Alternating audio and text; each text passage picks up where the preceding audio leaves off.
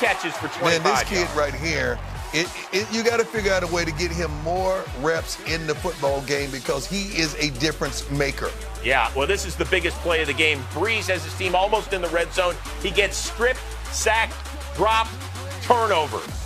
And he said after the game, I was looking basically for a hot route. The receiver wasn't ready for the ball. I had to hang on to it a little longer. Unfortunately for Saints fans, he didn't hang on to it long enough. But then another big play. Dalvin Cook gets spun down by A.J. Klein. Ball pops up. Von Bell returns it for the score, or did he? Every turnover and scoring play is reviewed, and you can clearly see Cook's left knee is down, so Minnesota retains possession. Now, the Saints did eventually get the ball. Drew Brees, with under a minute to go, down 3, 53 career game-winning drives. He's looking for Jared Cook. It took this offense a while, Prime, to get going, but they did in the last 15 minutes. Yep, the last 15 minutes, they start getting going. It seems like when there's a sense of urgency, they're urgent. And they came through at the end, just trying to get the ball down the field slowly but surely. Then some interesting play calling led to a 49-yard drive by Will Lutz to send it to overtime, and he is true. So just like the last time when these two teams played in the Bayou a decade ago in the NFC title game, we're headed to extra football. OT, Minnesota wins the toss. K.Cousins, here he is, giving it to Dalvin Cook, Deion. Florida State, let me tell you something. That line was hungry, tenacious, flat backs, low pads, and they ran hard. This play right here ended up costing the Saints this game. Yeah, Why? Because they had to insert another cornerback in. That's right. Lattimore out, Patrick Robinson in, and a beautiful pass called by Troy Aikman. The greatest pass of Cousins' life to a healthy Adam Thielen, who had a 100-yard receiving day, gets it inside the 5. And then on 3rd and goal, Drew Brees is like, hey, stop him to a field goal. I'll get a chance. They couldn't. Kyle Rudolph up and over. And did he push off of P.J. Williams? They would give it a look, a quick one. And the booth said, nah, no need to stop it and give it another look, because that is a touchdown, a Vikings win. They are off to the Bay Area. Drew Brees is done at age 40 for another season. K.Cousins and the Vikings are moving on. It's fun to be able to win and to feel like you're moving forward. But my journey has always been one of, like the book The Dream Giver, when you climb a mountain, you sit there at the top and you look around and you realize there's only more mountains to climb.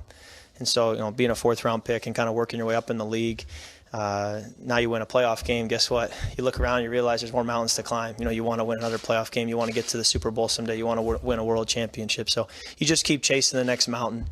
And there'll always be people, who are going to criticize you, and that's okay. You invest so much into it and have invested so much into it, and so you understand that these opportunities are few.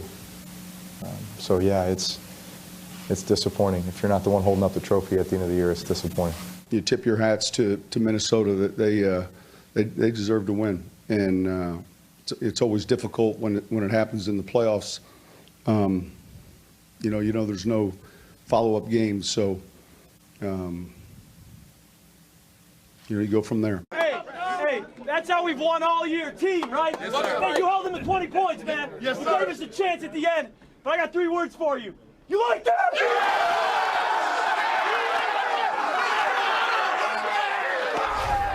You feel good for him? You know what?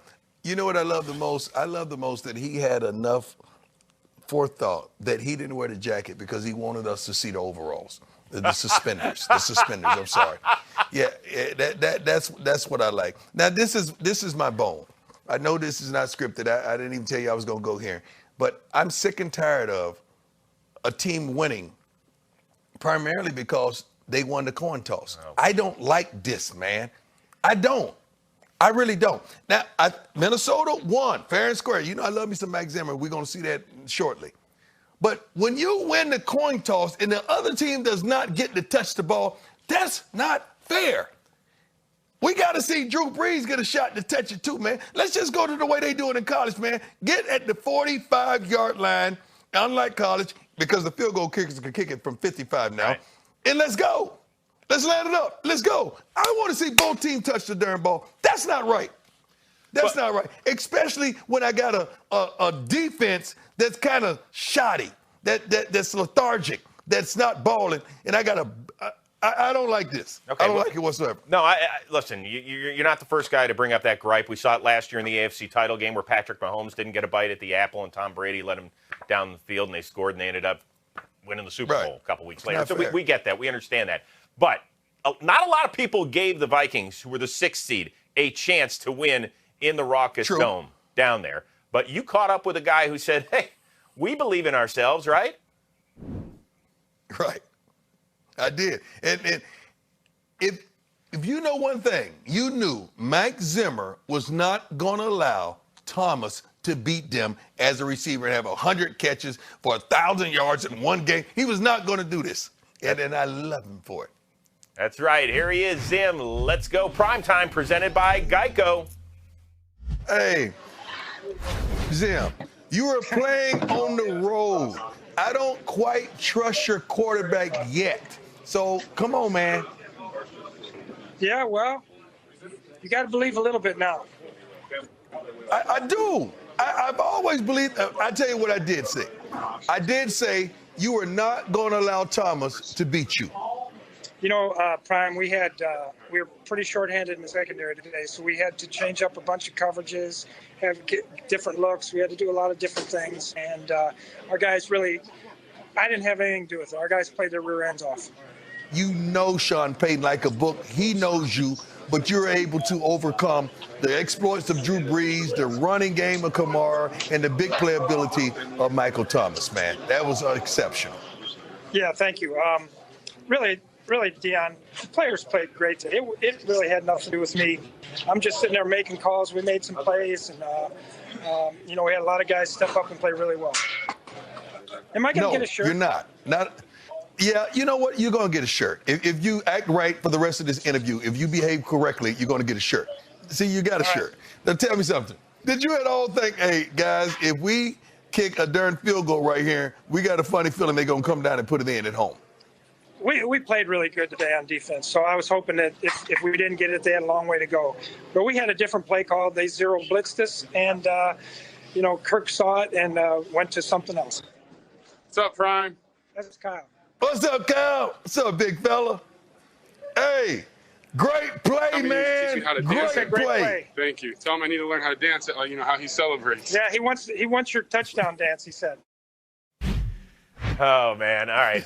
Well, the Vikings are still dancing. They'll head out to San Francisco next week. By the way, right after Game Day Prime, we're going to re-air the Saints and Vikings right here on NFL Network, so stay tuned.